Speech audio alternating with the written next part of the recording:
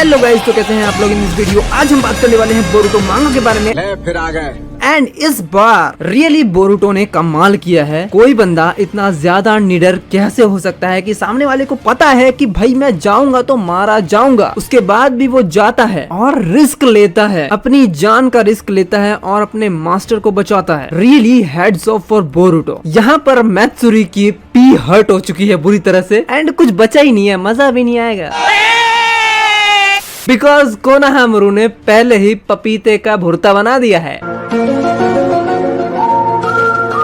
मतलब कोनोहामारू ने पहले ही रासेंगन से मैत्सुरी का आधा धड़ अलग कर दिया था, जिससे वो खड़ी भी इस वजह से हो रही थी क्योंकि उसके पास वो क्लॉक्स थे। एंड इसका तो हाल सेम टू सेम गोजो जैसा हो गया। अबे साले। हाँ, लेकिन अभी जो बची है मैत्सुरी, क्या वो दोबारा रिवाइव हो जाएगी? हाँ, हो जाएगी, ऑफ कोर्स हो जाएगी, कोई प्रॉब्लम वाली बात नहीं है इसके अंदर। पहली बात, मैत्सुरी का पूरा फिगर तो डिस्ट्रॉय हो ही चुका है। अब जो बचा है वो सिर्फ टुकड़े बचे हैं। या तो ये लोग इसको साथ में ले जाएंगे या फिर इसके टुकड़े का ट्रॉन सोल बन जाएगा। इवन यहाँ पर जूरा आराम से आ जाएगा क्योंकि जो टुकड़े हैं वो अभी डिस्ट्रॉय नहीं हुए हैं। सो जूरा उन्हीं टुकड़ों में से ट्रांसपोर्ट हो जाएगा। सो जूरा यहाँ पे आ जाएगा सीधा बोरुटो के सामने। बट बोरुटो का डिसीजन यहाँ पे क्या रहेगा? क्या वो जूरा से फाइट करेगा या फिर फ्लाइंग थंडर जुत्सु? ये तो सब गुंडा लोग हैं, भाग रहे। बट तीसरी बात भी यहाँ हो सकती है कि यहाँ सीधा आ धमकेगा कावाकी, जिससे फाइट स्टार्ट हो जाएगी, वो भी लास्ट राउंड की। सो इसके लिए तो अलग से वीडियो बननी चाहिए। नाउ अब हम आते हैं अपनी Sarada Uchiha, the goddess of Uchiha की। So the goddess of Uchiha, Sarada Uchiha, जिसकी मांगेक्यू शारिंगन एक्टिवेट होने के बाद सभी फैंस का यही क्वेश्चन था कि इसके मांगेक्यू शारिंगन की द ग्रेट पावर होगी क्या?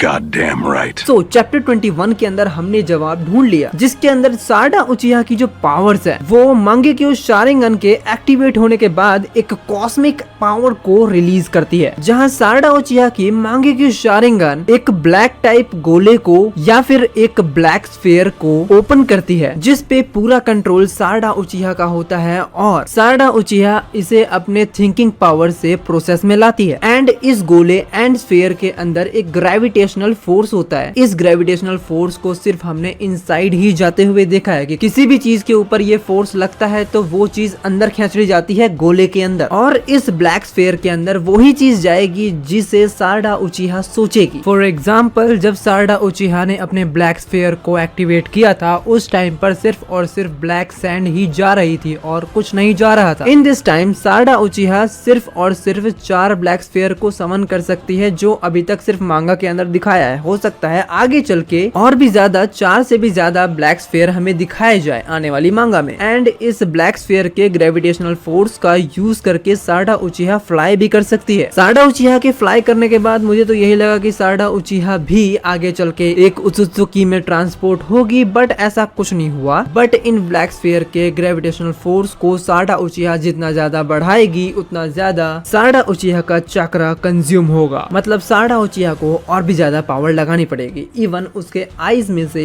खून वाले आंसू भी आ सकते हैं, और ये चीज हर किसी के साथ हुई है, भले वो सास्के हो, इताची हो, ओबिटो हो या अदर्स कोई भी हो। अभी अभी हमने सारडा उचिहा की मांगेक्यू शारिंगन की पावर्स को देखा है, जिसकी पावर्स इतनी ज्यादा लग रही है जैसे कि वो जूरा को आसानी से डिफीट कर देगी। बिकॉज जिस तरह से सारडा ने रियू को चुटकी भर में डिफीट कर दिया, जिसने उसके ऊपर इतने सारे अटैक्स किए, उसके बाद भी उसके एक अटैक उसे छू नहीं पाए, ये चीजें सोचने में मजबूर कर देती है कि लड़का कितना ज्यादा ट्राई कर रहा था, उसके बाद भी उसे सफलता नहीं मिल पाई, और वो मुझे भी नहीं मिली। अच्छा बात नहीं है।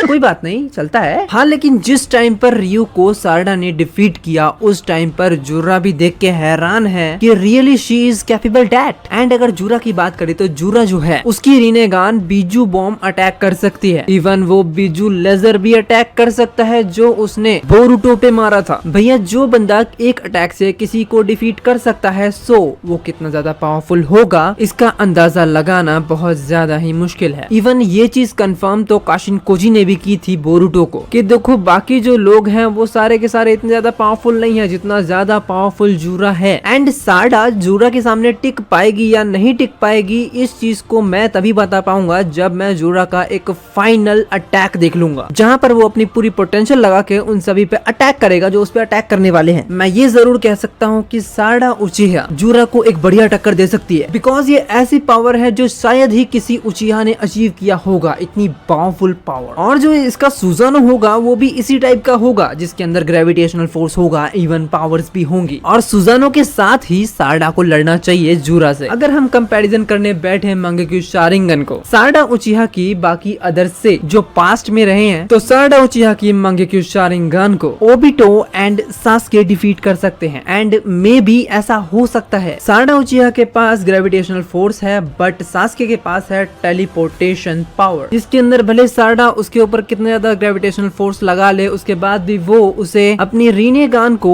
एक्टिवेट करने से नहीं रोक पाएगी। Are you mad or what? और ये भी मैं पास्ट वाली बात कर रहा हूँ, फ्यूचर वाली बात नहीं कर रहा मैं, जहाँ पर सास्के की रीनेगान है ही नहीं, मैं पास्ट वाली बात कर रहा हूँ। दूसरा ओबिटो उचिहा जिसके पास है होलोग्रामिक पावर, और जब भी वो अपनी होलोग्रामिक पावर को यूज करे तो हो सकता है उसके ऊपर ग्रेविटेशनल फोर्स लगे ही ना, क्योंकि वो पावर बहुत ज्यादा ही खतरनाक है, बिकॉज इस पावर ने कागुया के ब्लैक रॉड्स को भी डिफीट कर दिया था, जहाँ काकाशी ने इस चीज का यूज किया था। एंड ओबिटो अगर साडा उचिहा के ब्लैक स्फीयर के बीच में भी आ जाता है अपनी मंगेक्यू शारिंगन को एक्टिवेट करके, तो भी उसे कुछ नहीं होने वाला, क्योंकि वो उस चीज से पास हो जाएगा, इवन वो अपने दूसरे डायमेंशन में भी जा सकता है आराम से। डॉन को पकड़ना मुश्किल ही नहीं, नामुमकिन है। अब बात रही नए बंदों की, तो यहाँ बात करेंगे बोरुटो एंड कावाकी की। फर्स्ट बात करेंगे बोरुटो की। तो बोरुटो अगर साडा उचिहा से एज अ ट्रेनिंग पर्पज ही साडा से with Mangekyo Sharingan hand to hand fight करता है, तो उसके चांसेस है कि वो साडा उचिहा को डिफीट नहीं तो बल्कि बढ़िया टक्कर दे सकता है। और ये भी मैं जस्ट अभी अभी की बात कर रहा हूँ, जहाँ बोरुटो के पास ना ही मोमोशिकी है और ना ही जोगान। चीटिंग करता है तू। यहाँ पर बोरुटो साडा को अच्छी टक्कर देगा, वो भी किससे? The flying